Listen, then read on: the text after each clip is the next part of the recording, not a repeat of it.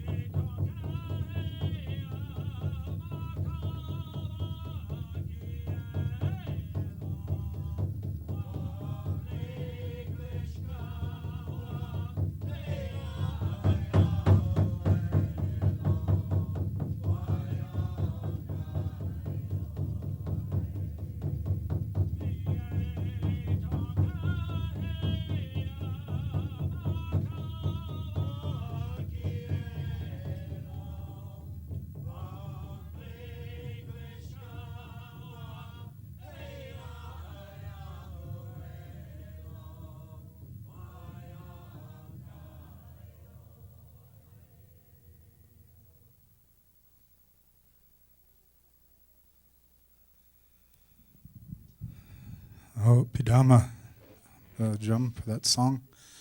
I want to say this to everybody in this room and everybody all across this planet. When we say Makasi Domnia, means around the planet and beyond. That's a powerful word, Makasi Domnia. Nape chante washte nape chuzapo. I greet you all with a hearty handshake. Welcome you to this ceremony. We have 3-day ceremony going on here, and as a Sundance chief, it's always required of us to always turn in a circle, because your energy is moving all the time. So I would like to ask for everybody to turn to your right, do a full circle. We're going to keep things moving in this room. So with that, you can have a seat.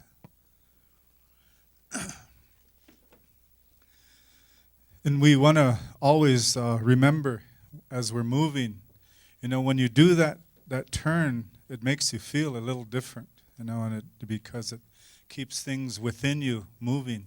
Ioyampa, this sacred light, this energy that we work with. Wadaka, first and foremost, what this ceremony is all about, this wokiksuye, this remembrance, these memories that we have, and where they were. If they're in here, if they're buried, you want to bring them up, all of that holiness, all that sacredness. That's what the breathing is. You breathe and you keep it moving. And as sun dancers, we always have this in our mouth.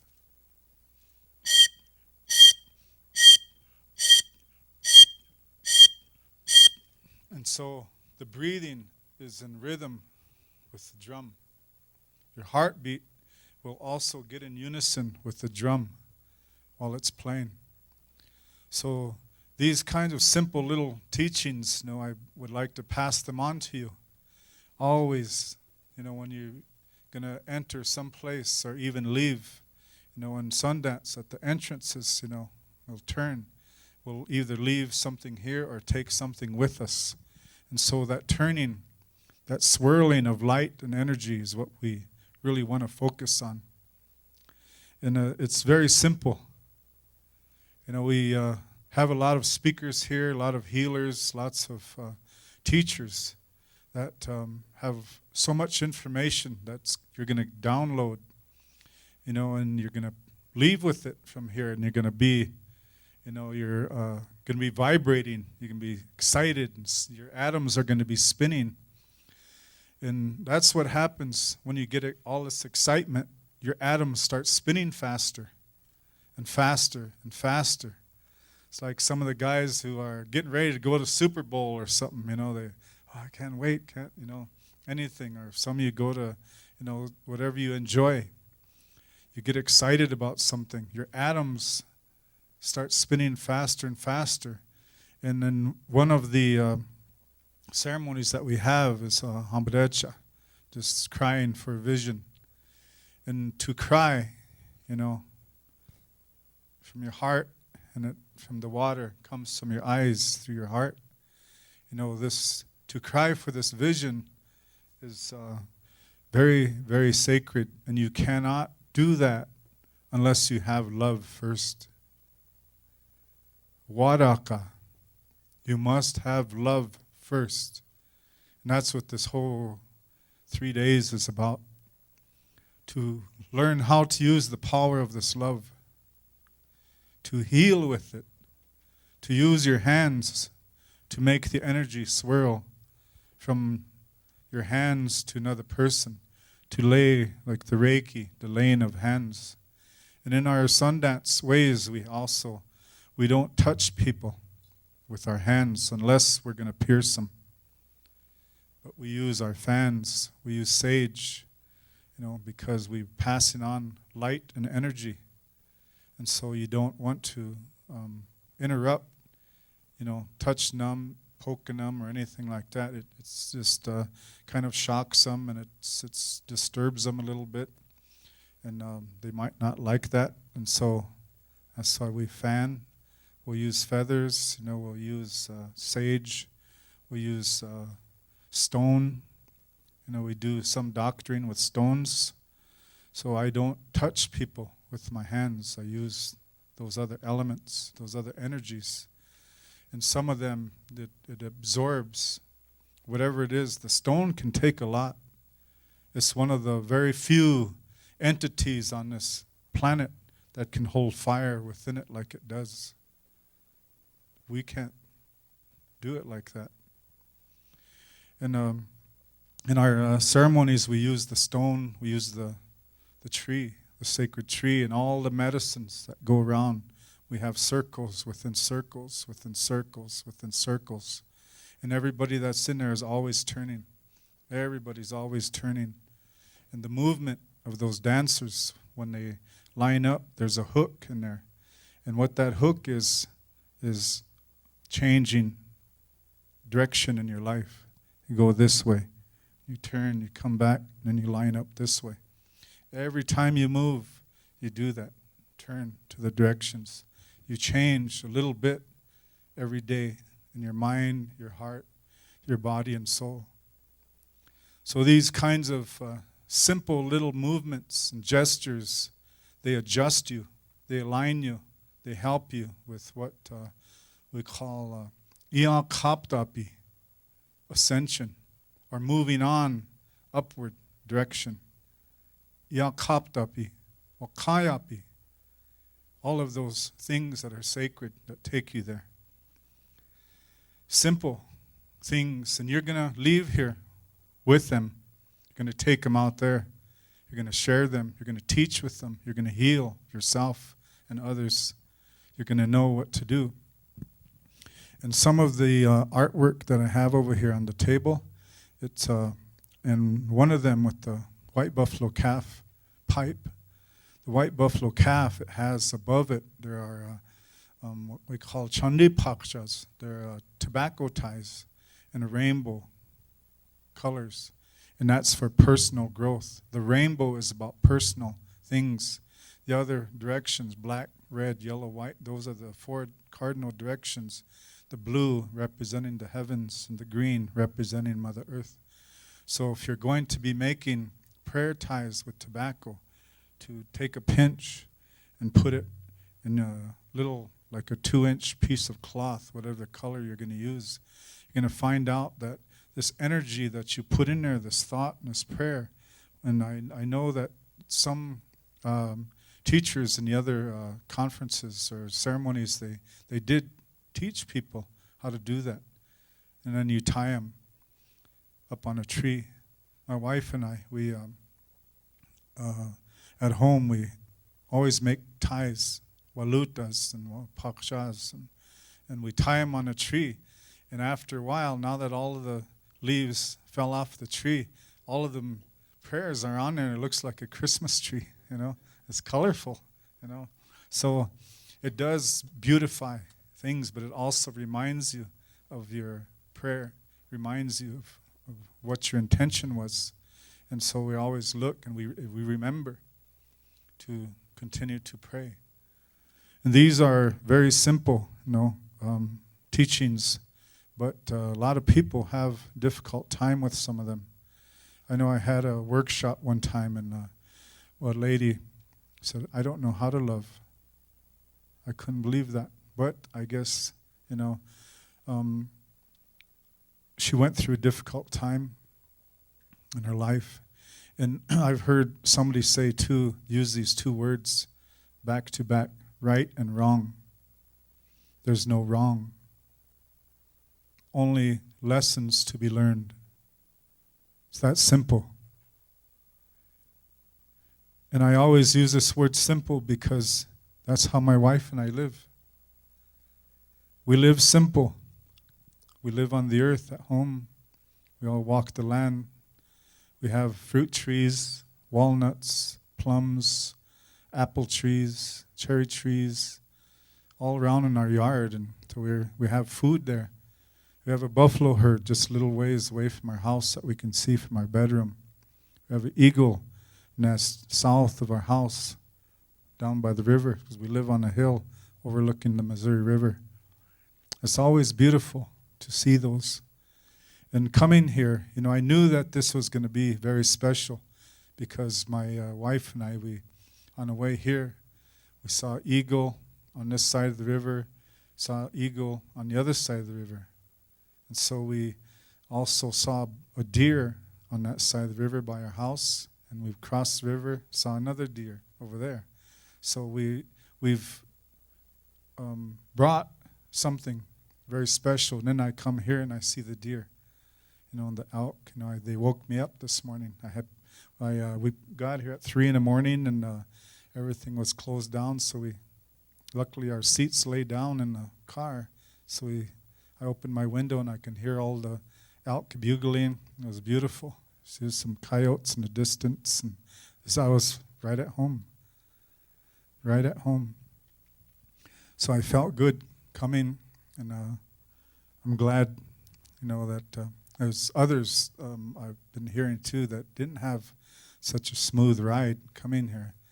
I ran over an elk on the way, got into a car accident, and so those kinds of things. Those are the animal nations like that. They're giveaway nations.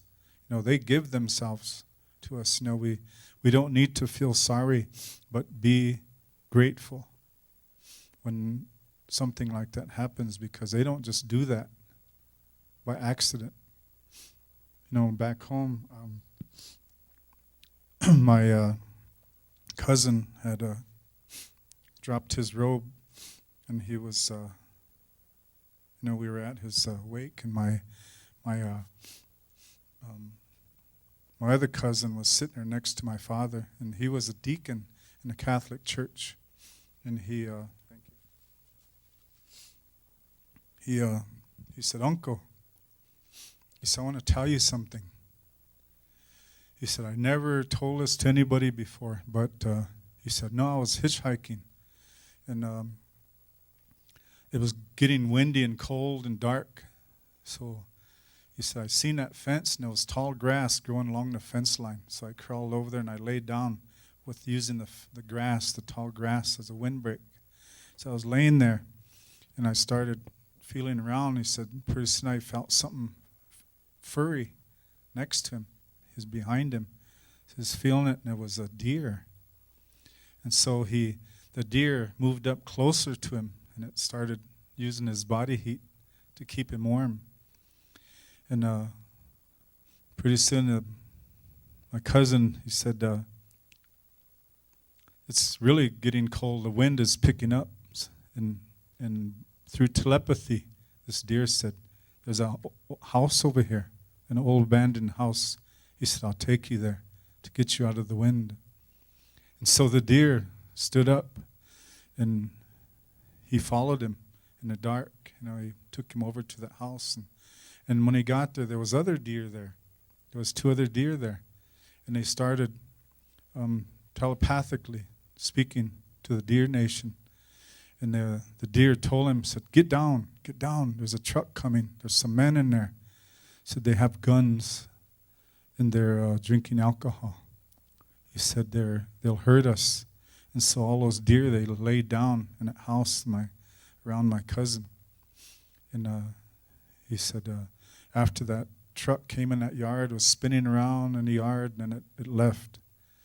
And the deer said, you'll be fine here, so we got to go.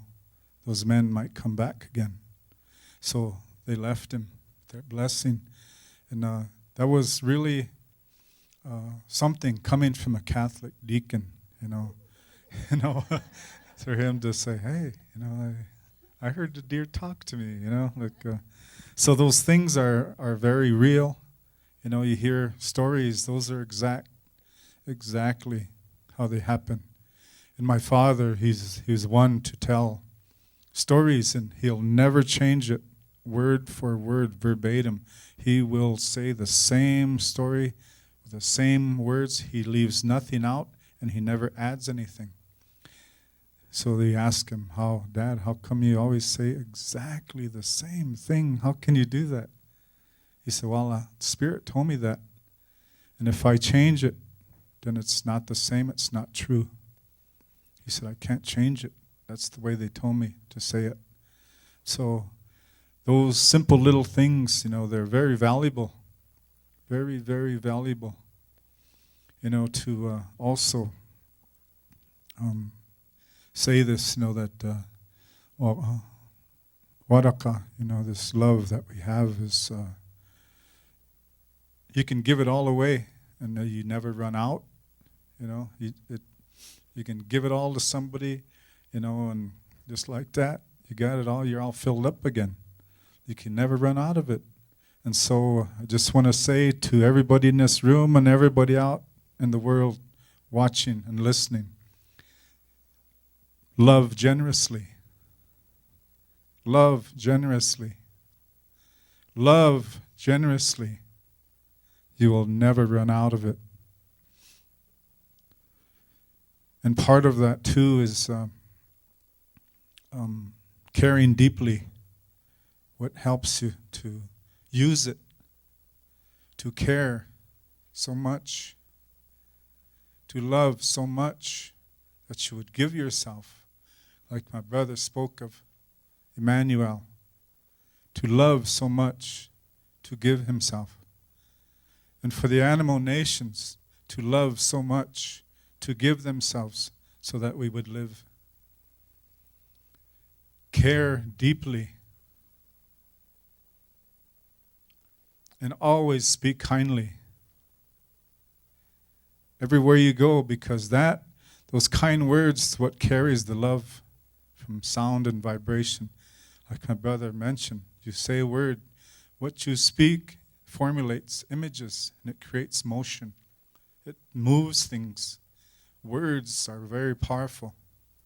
Very, very powerful. Speak kindly.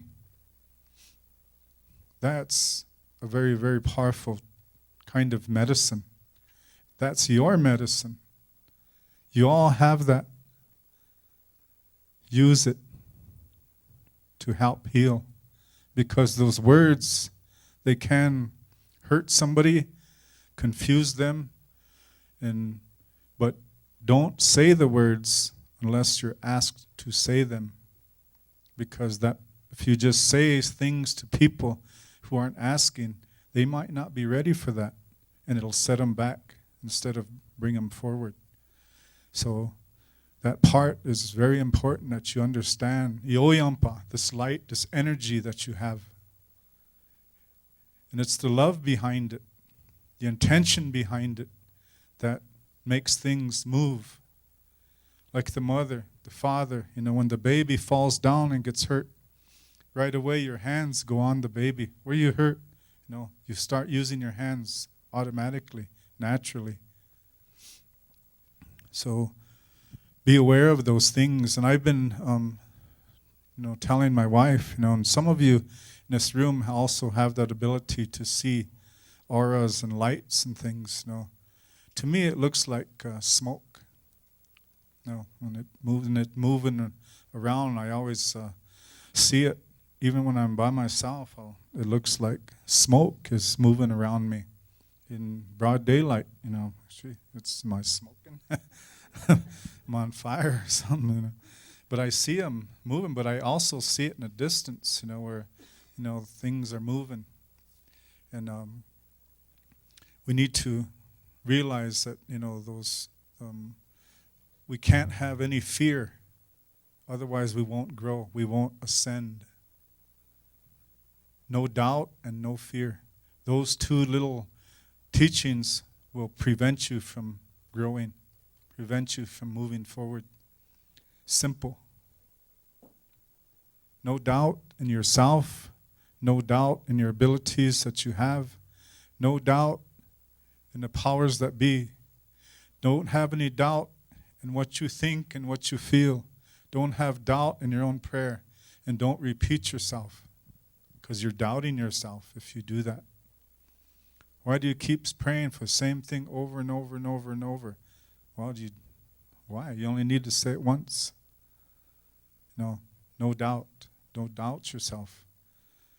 If you prayed over here to help, in a certain area, certain region, certain part of the country, or another family, another community, that's different.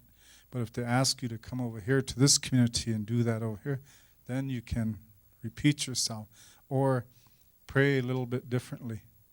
And that's what also helps you to grow. So look at the circumstances, look at what's around you. Feel it out. How am I going to make this prayer? Feel it out from here. You can close your eyes, and because when you take away the distraction, we might call it, of sight, then you're really making yourself use your inner awareness, that awakening. It gets sharper. It's very strong, what's inside you, but you got to pay more attention to it. That's what this whole 3 days is about, to help realize what you have and also know how to use it better. A lot of us already know, we're aware of things, but now we got to just keep getting better, because the Mother Earth and all of creation needs our help. We've done a lot of damage here on Mother Earth, and we need to clean it up. That's what these symbols are all about. They're healing, they're doctoring symbols, and we need to use them.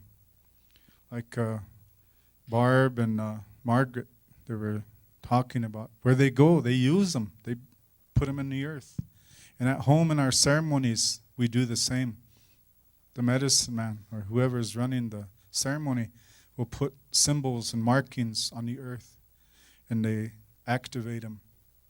And there are some parts of earth that they won't even touch with human flesh.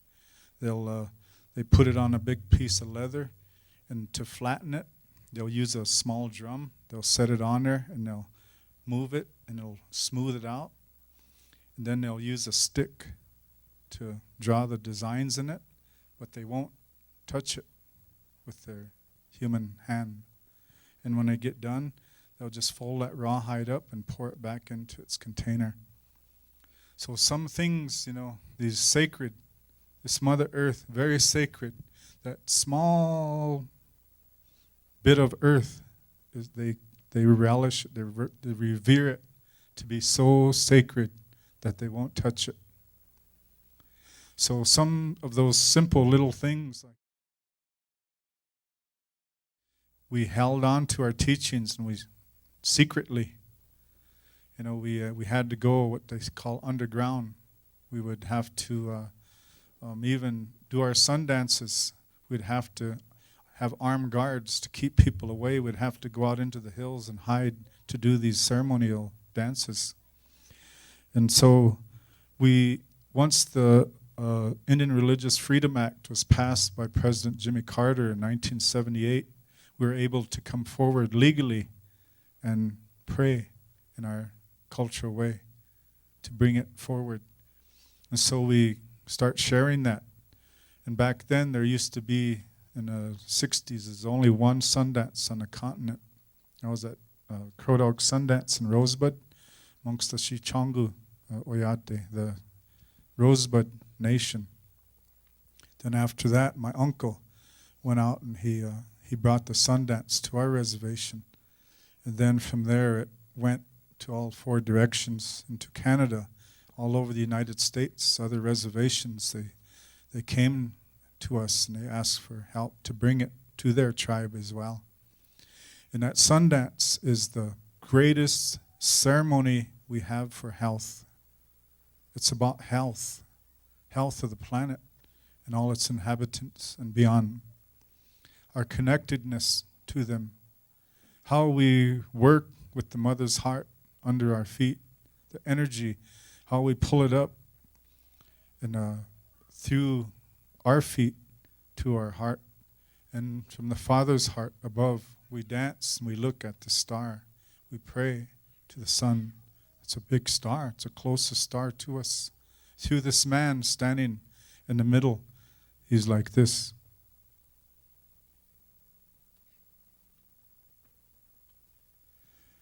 The tree has a fork in it like this. And he's in between his hands. In his hands he holds the medicines of the world for humanity. There's chokecherry branches stretched across that represent all the wild foods and medicines that we need to survive here on Mother Earth. And then up there where he's holding them, there's a buffalo on one side and a man on the other side to represent our spiritual survival, our ability to move forward, to grow, to be nourished mentally, physically, spiritually, and emotionally. We have to be whole. We pray for protection. First thing in the morning, when you get up, you go out there, you pray for your own spiritual protection and all of your loved ones, your home. Pray for that. We need it because there's so much happening out there that some of it can actually set us back. So pray for that, for yourself and everybody, for all the world too. Pray for your emotional nourishment because we need to grow as human beings. We don't want to be seeing a grown man throwing a tantrum up here because he don't know how to deal with an emotion, I want my ice cream, But, that's important, to pray for your emotional nourishment because we do need to have that to be whole. Pray for your physical growth and your health. We need that for everybody to stay healthy. Your body needs to be strong because of what work we have to do in this world. Keep yourself healthy and well. And don't forget,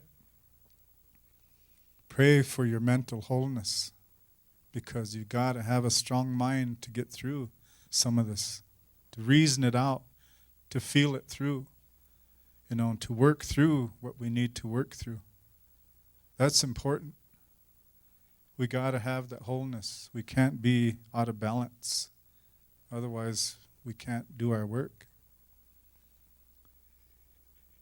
And always pray for this guidance from the heavens, from the spirit realms.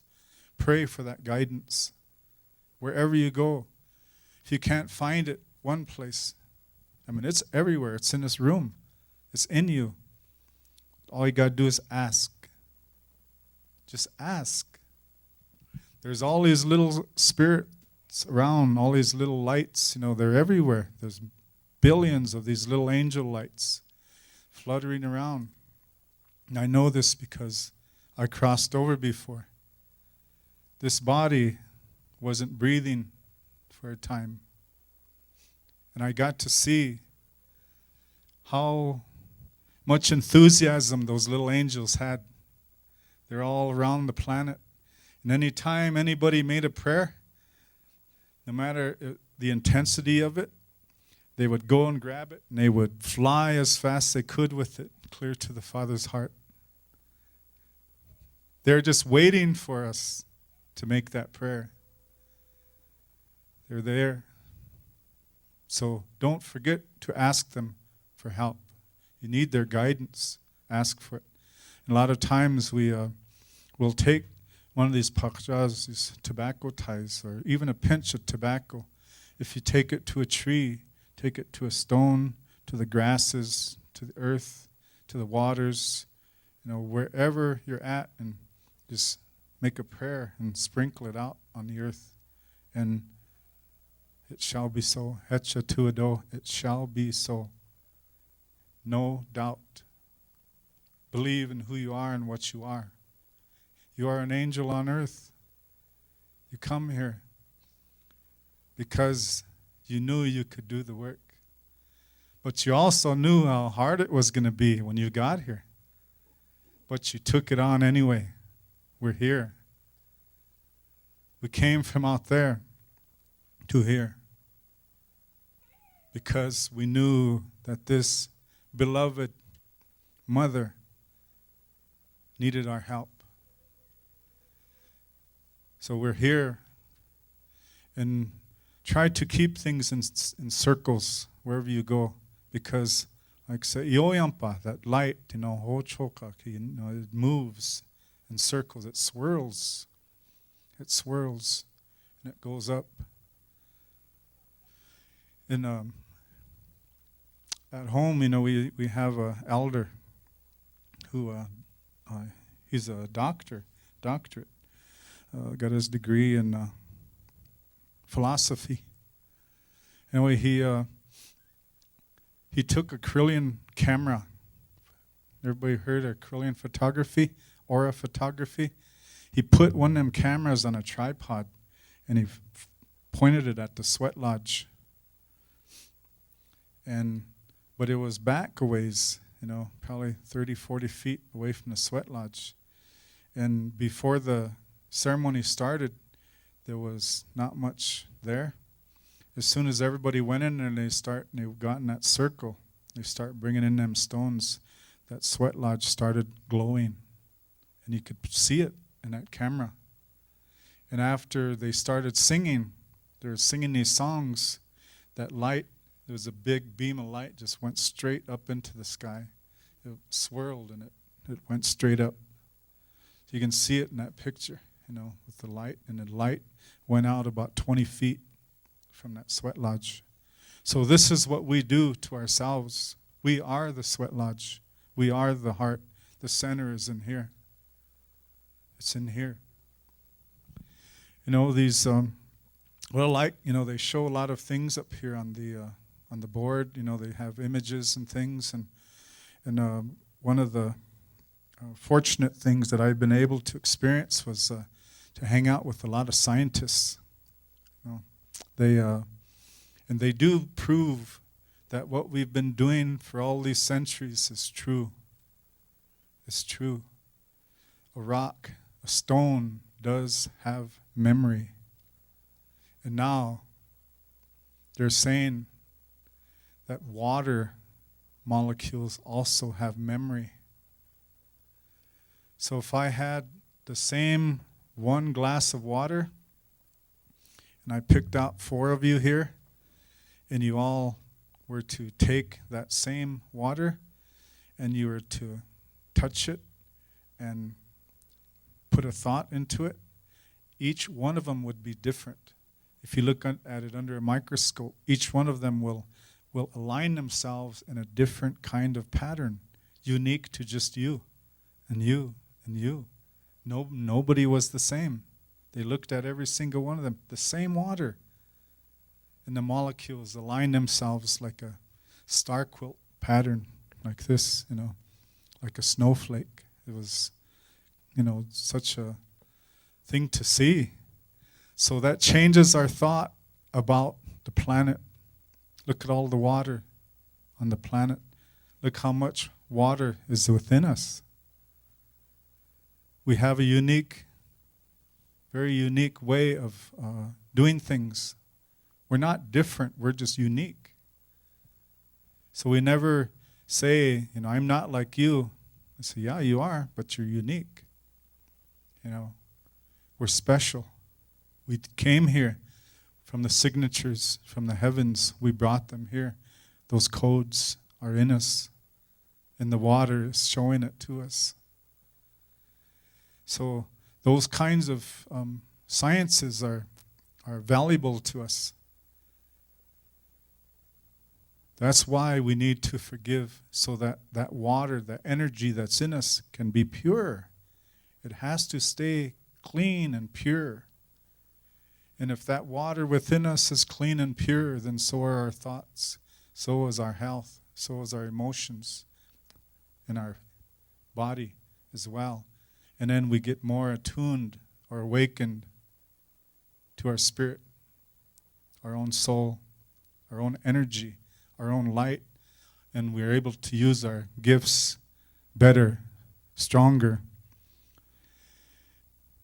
And we can fulfill what we came here to do, and that's to help our Mother Earth take her place in creation. And we thought it was all about us. It's not all about us. It's about her. But we have to do the work. We're sentient beings, because we have this ability, this cognition to think, to work things out. And sometimes we kind of fall by the wayside. Sometimes we'll go through a learning phase. There's no mistakes. It's a learning phase. It's an experience. So take a lot of the negatives out of your vocabulary. Start putting them positives in there. Because I think we had a conversation earlier today. I said, it's a matter of how you say something. Pain doesn't hurt. Pain is a lesson. Depends on how you see it, how you understand it. Or if you say, ow, that really hurt, that bee sting, that, man, it stung me, I got poison in me. That word poison makes you think of something negative. But if you were to say, hey, he just injected me with some medicine, because a lot of those medicines and the rattlesnake and the bees and the wasps and the scorpions, they use those for curing. Nowadays, the modern science, they use them for cures. So I know that rattlesnake venom helps with cancers. That's a potent medicine. So however you think it, it shall be so. So if you think positive, and I at home I try to do things simple. A man came, he was at the sweat lodge, and I seen his leg. He was kind of working around the fire there, and he had a big spider bite. And it was a big red mark on his leg and a swelling. I said, what happened? He said, a spider bit me. So I got all that poison in there. I said, that's not poison. That's a medicine. I said, go over there. I said, get that water. I said, there's a little bit by the sweat lodge. I said, go over there. That water is sacred. Pray with it. Go over there. And where all them ashes are around that fire, I said, make some mud, the medicine. I said, pray with it. Put on your spider bite where they helped you. He said, oh, okay. Well, I never thought of it that way. So he went over there, he did it, he put it on, the next day it was gone.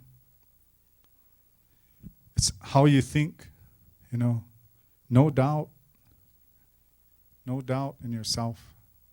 And don't be afraid. Don't be afraid, even though naturally we have it, but, learn through it, get the lesson, and move on. That sometimes can be hard too, but sometimes we need each other for help, for support. We got to do that. That's what we're here for, to stand with each other, to fly around in here with each other. How many of you have dreams where you fly? All right. I'm not alone. That's good.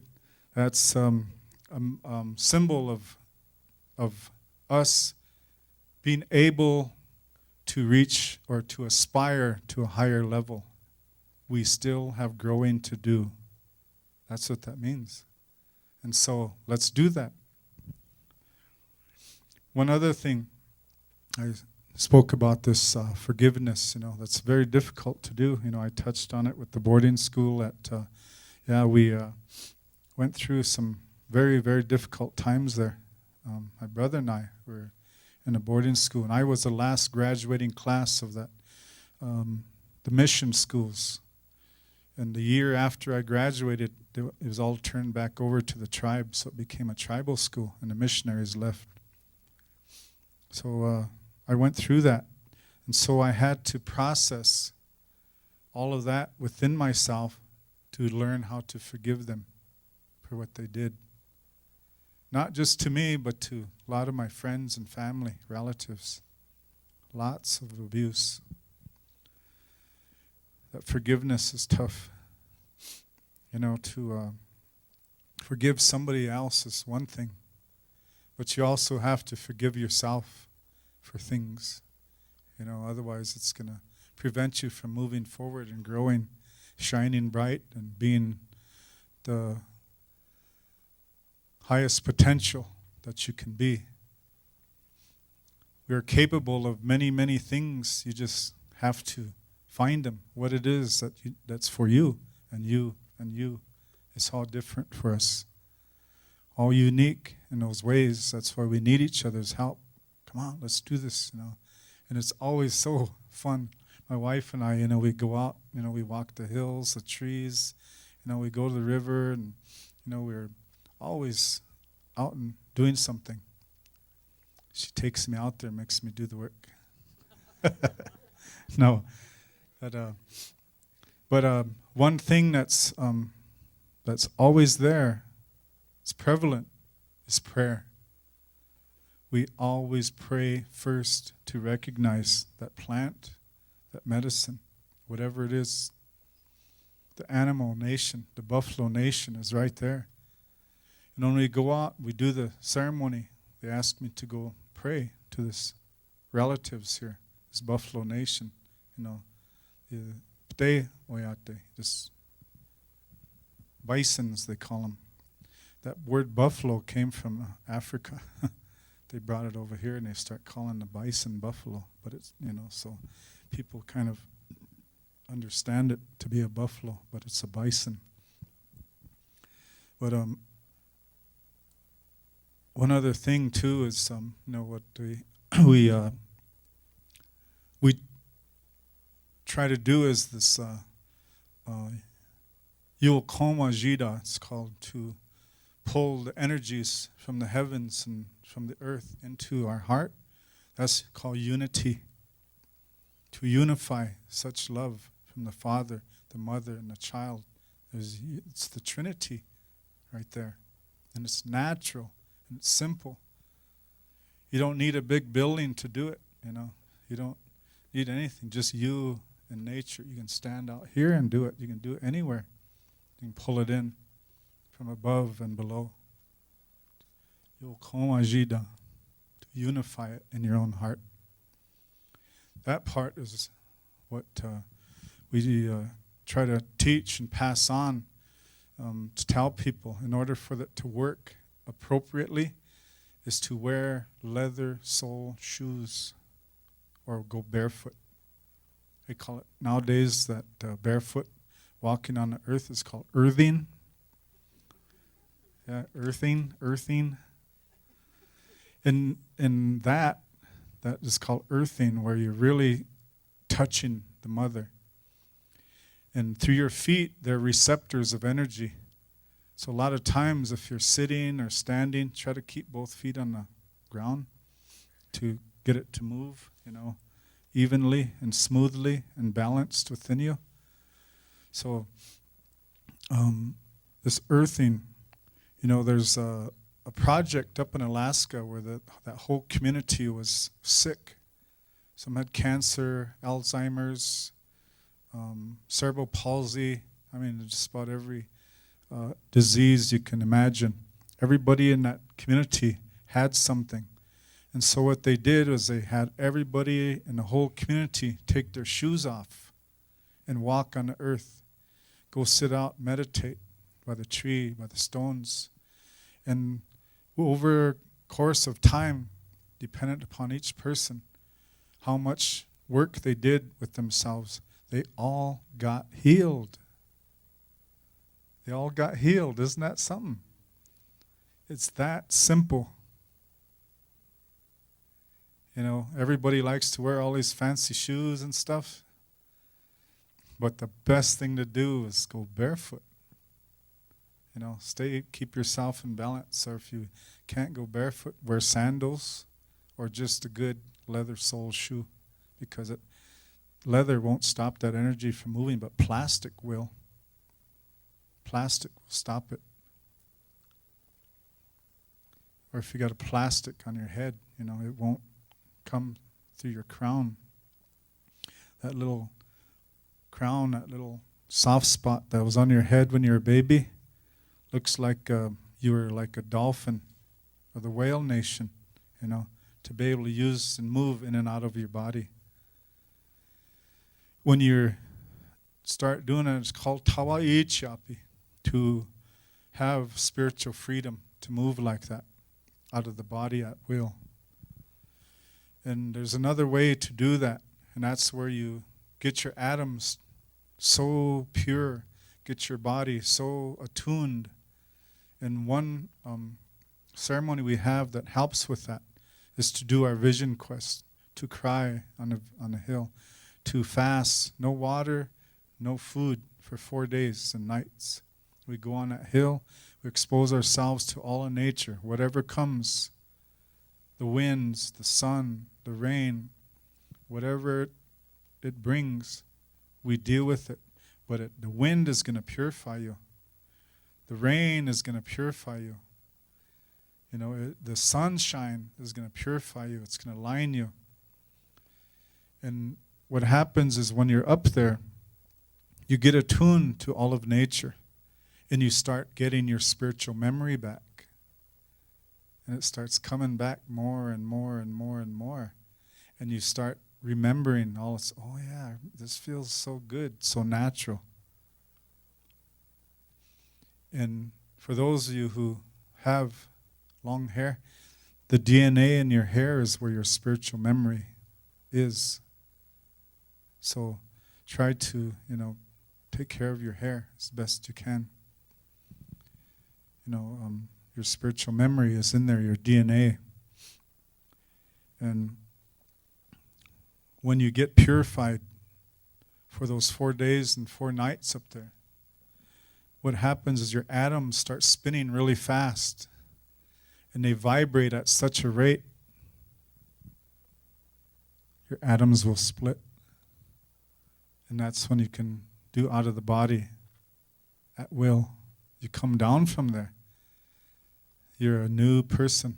What happens to you up there, what you experience, changes your life forever. Your way of thinking forever. The way your heart opens up so much. It changes you in such a good way. And you realize that I just shed my skin up there, just like a snake. I came down a new man, a new woman, a very beautiful person. I'm shining brighter. Look at me, And you can't. You're so pure and attuned that it's very difficult to watch TV or listen to a radio or anything. It's just so weird, But your atoms are so vibrating and spinning so fast. So just think about those things a little bit, Yokoma Jida, that ways of unity. The reason for that is for you to grow, become brighter. And then we also need to realize that with what we have and what we learn and how we're going to move forward with all these teachings that you get here and more, you walk with that in harmony. Stay in harmony with nature. Get attuned to it. Get used to it. Just keep it simple. Walk the parks, stay close to the water. Go to the water, you can touch it and know that there's memory in every single one of those water molecules. Make a prayer to it. Put one of those symbols, mark it in the water, and see what happens. Then we also need to learn how to put it all together. Whatever it is for you, it is unique in itself. That's where we have to understand that this is the truth. This is the truth. Your truth, your truth, your truth, your truth. Everybody's truth is different. And we can't put our truth to anybody else's truth. We have to realize that all these things we're gathering, some of them don't resonate with you, but that's fine. Because it's not for you. It's for somebody else in the room. But you know what's for you. You can feel it. That feels good. I like that. That's your truth. That's for you. Take it from here. Hold on to it in your heart. Remember the symbol. Remember the information. Remember how it's used. No, we had elders up here showing you things, and there's still more. There's still more to come. Because once you realize that truth, you move into tawa ichapi, this freedom. You have that freedom. Remember when you were a child? Remember you'd run around, not a care in the world. I see the little ones, they're free. They don't have a mean bone in their body or anything, they're free, is happy.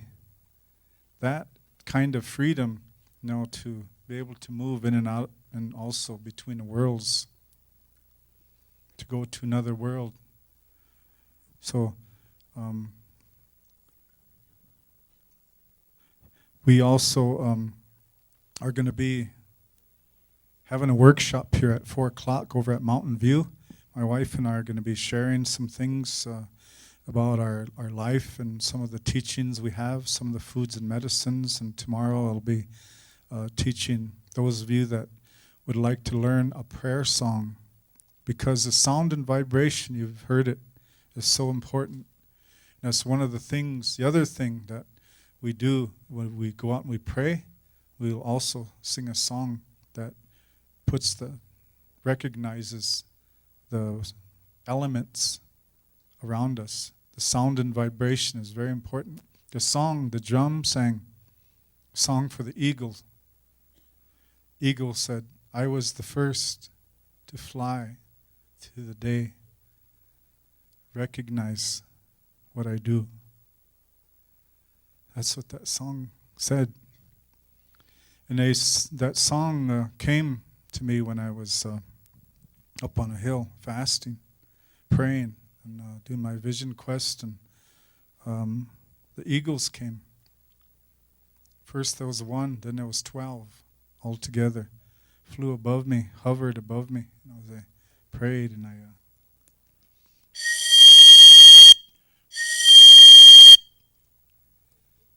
blew my whistle straight at that eagle.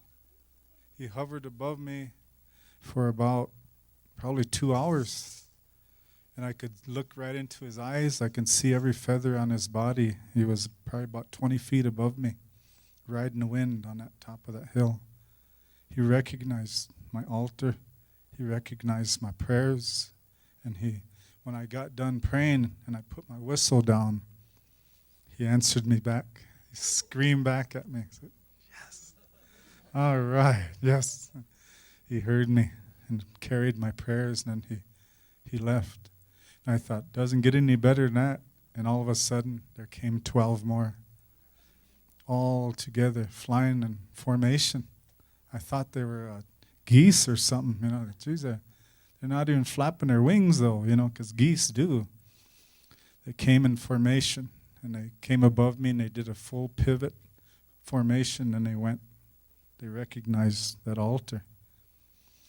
So what we do is very simple, beautiful, and natural. We don't have any fear and no doubt in what we have. And I know that this whole 3 days is about ceremony of remembrance, remembering those things.